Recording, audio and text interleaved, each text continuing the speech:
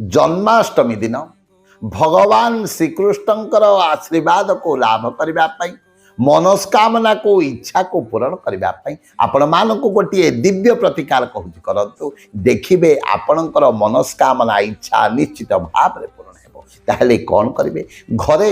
आपण मैंने जितेबले जन्माष्टमी उत्सव को पालन करेंगे से ही समय गोटे देशी पानपत्र उपरे किछि मिश्री एवं 3टी अलैच को रखिदे नहीं से पूजा जगह पाखे रखी कौन करेंगे आपण हाथ को सही उपरे रखी 108 थर यही मंत्रटी को उच्चारण करेंगे मंत्रटी मन रखु श्रीम राधा एवं 108 थर उच्चारण कर सारे से पानपत्र को कौन करेंगे गोटे नाली डोरी द्वारा भल भाव में गुड़े दे नहीं भगवान पाखे रखि दिंतु फलस्वरूप आपण जो मनस्कामना को चिंता करिया को करेंगे आपणकर मनस्कामना निश्चित भाव में पूरण हो। जय जय।